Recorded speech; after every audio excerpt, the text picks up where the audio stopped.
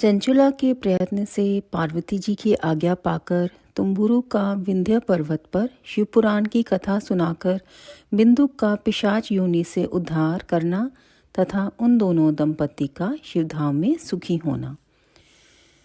सूत जी बोले, शौनक, एक दिन परमानंद में निमग्न हुई चंचुला ने उमा देवी के पास जाकर प्रणाम किया और दोनों हाथ जोड़कर वह उनकी स्तुति करने लगी।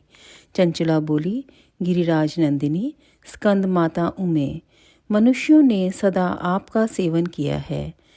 समस्त सुखों को देने वाली शंभु प्रिय आप ब्रह्म स्वरूपनी हैं, विष्णु और ब्रह्मा आदि देवताओं द्वारा सेव्य हैं। आप ही सगुणा और निर्गुणा हैं तथा आप ही सूक्ष्मा सच्चिदानंद स्वरूपिणी आद्या प्रकृति हैं। आप ही संसार की सृष्टि, पालन और संहार करने वाली हैं। तीनों गुणों का आश्रम भी आप ही हैं।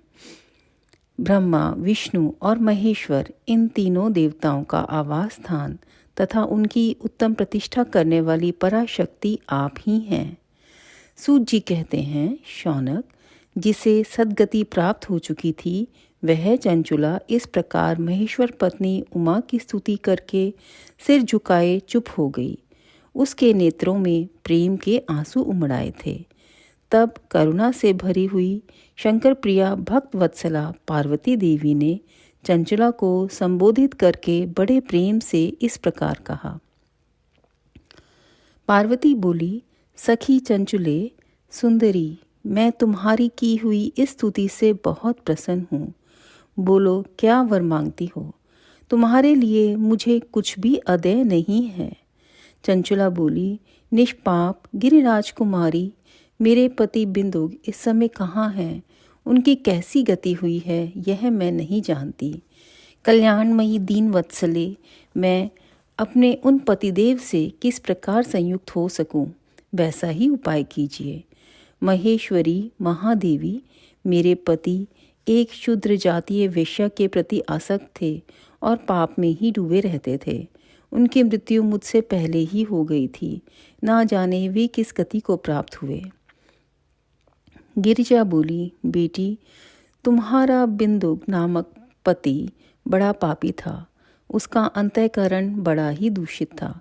वैश्या का उपभोग करने वाला वह महामूढ़ मरने के बाद नरक में पड़ा अगणित वर्षों तक नरक में नाना प्रकार के दुख भोग कर वह पाप आत्मा अपने शेष पाप को भोगने के लिए विंध्य पर्वत पर पिशाच हुआ है। इस समय वह पिशाच अवस्था में ही है और नाना प्रकार के क्लेश उठा रहा है। वह दुष्ट वहीं वायु पीकर रहता और सदा सब प्रकार के कष्ट सहता है। सूत जी कहते हैं, शौनक, गौरी देवी की यह बात सुनकर उत्तम व्रत का पालन करने वाली चंचुला उस समय पति के महान दुख से दुखी हो गई। फिर मन को स्थिर करके उस ब्राह्मण पत्नी ने व्यथित हृदय से महेश्वरी को प्रणाम करके पुनः पूछा। चंचुला बोली, महेश्वरी महादेवी, मुझ पर कृपा कीजिए और दूषित कर्म करने वाले मेरे उस दुष्ट पति का अब उद्धार कर दीजिए। देवी, कुत्सित बुद्धि वाले मेरे उस पापात्मा पति को किस उपाय से उत्तम गति प्राप्त हो सकती है, यह शीघ्र बताइए। आपको नमस्कार है। पार्वती ने कहा, तुम्हारा पति यदि शिव पुराण की पुण्यमयी उत्तम कथा सुने तो सारी दुर्गति को पार करके वह उत्तम गति का भागी हो सकता है। अमृत के समान मधुर अक्षरों से युक्त गौरी देवी का यह वचन आदरपूर्वक सुनकर चंचुला ने हाथ जोड़कर मस्तक झुकाकर उन्हें बारंबार प्रणाम किया और अपने पति के समस्त पापों की शुद्धि तथा उत्तम गति की प्राप्ति के लिए पार्वती देवी से यह प्रार्थना की कि मेरे पति को शिव पुराण सुनाने की व्यवस्था होनी चाहिए। उस ब्राह्मण पत्नी के बारंबार प्रार्थना करने पर शिवप्रिया गौरी देवी को बड़ी दया आई। उन भक्त वत्सला महेश्वरी गिरिराज कुमारी ने भगवान शिव की उत्तम कीर्ति का गान करने वाले गंधर्वराज तुम्बुरु को बुलाकर उनसे प्रसन्नतापूर्वक इस प्रकार कहा, तुम्बुरु, तुम्हारी भगवान शिव में प्रीति है। तुम मेरे मन की बातों को जानकर मेरे अभीष्ट कार्यों को सिद्ध करने वाले हो। इसलिए मैं तुमसे एक बात कहती हूँ, तुम्हारा कल्याण हो। तुम मेरी इस सखी के साथ शीघ्र ही विंध्य पर्वत पर जाओ। वहाँ एक महाघोर और भयंकर पिशाच रहता है। उसका वृतांत तुम आरंभ से ही सुनो।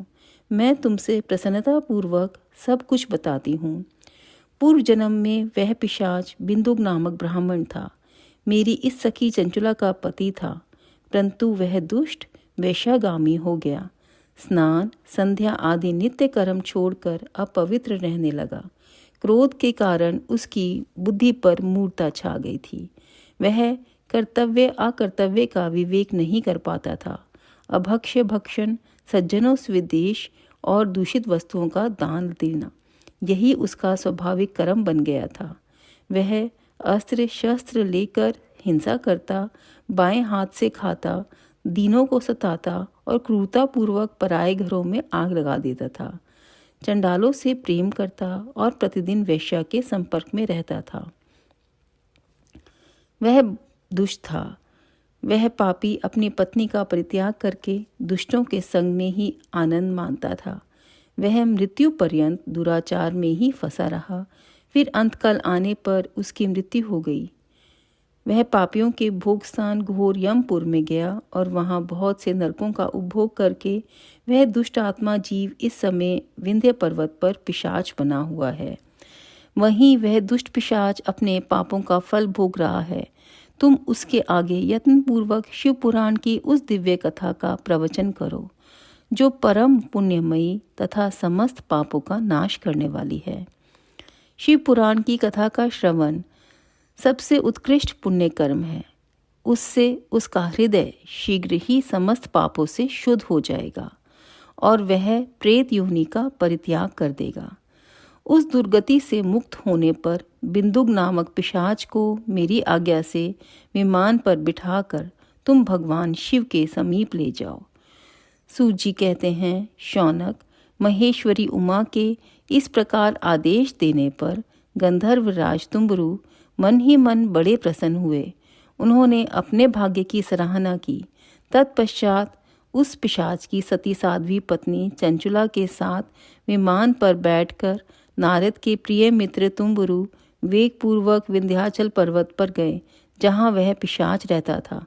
वहाँ उन्होंने उस पिशाच को देखा। उसका शरीर विशाल था, थोड़ी बहुत बड़ी थी। वह कभी हंसता, कभी रोता और कभी उछलता था। उसकी आकृति बड़ी विकराल थी। भगवान शिव की उत्तम कीर्ति का गान करने वाले महाबली तुम्बरु ने उस अत्यंत भयंकर पिशाच को पाशों द्वारा बांध लिया।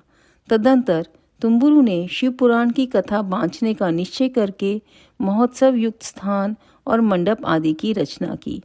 इतने में ही संपूर्ण लोकों में बड़े वेग से यह प्रचार हो गया कि देवी पार्वती की आज्ञा से एक पिशाच का उद्धार करने के उद्देश्य से शिव पुराण की उत्तम कथा सुनने के लिए तुम्बरु विंध्य पर्वत पर गए हैं।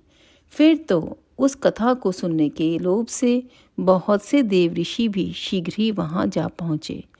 आदरपूर्वक शिव पुराण सुनने के लिए आए हुए लोगों का उस पर्वत पर बड़ा अद्भुत और कल्याणकारी समाज जुट गया।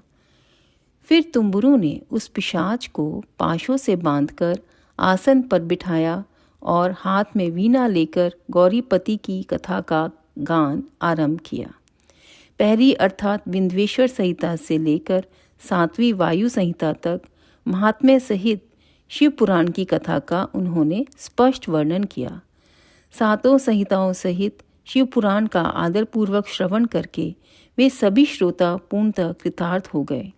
उस परम पुण्यमय शिव पुराण को सुनकर उस पिशाच ने अपने सारे पापों को धोकर उस पैशाचिक शरीर को त्याग दिया। फिर तो शीघ्र ही उसका रूप दिव्य हो गया। अंग कांति गौर वर्ण की हो गई। शरीर पर श्वेत वस्त्र तथा सब प्रकार के पुरुषोचित आभूषण उसके अंगों को उद्भासित करने लगे। वह त्रिनेत्रधारी चंद्रशेखर रूप हो गया। इस प्रकार दिव्य देहधारी होकर श्रीमान बिंदुक अपनी प्राण वल्लभा चंचुला के साथ स्वयं भी पार्वती वल्लभ भगवान शिव का गुणगान करने लगे। उसकी स्त्री को इस प्रकार दिव्य रूप से सुशोभित देखकर वे सभी देव ऋषि बड़े विस्मित हुए। उनका चित्त परमानंद से परिपूर्ण हो गया। भगवान महेश्वर का वह अद्भुत चरित्र सुनकर वे सभी श्रोता परम कृतार्थ हो प्रेम पूर्वक श्री शिव का यशोगान करते हुए अपने अपने धाम को चले गए। दिव्य रूपधारी श्रीमान बिंदुक भी सुंदर विमान पर अपनी प्रियतमा के पास बैठकर सुखपूर्वक आकाश में स्थित हो बड़ी शोभा पाने लगा।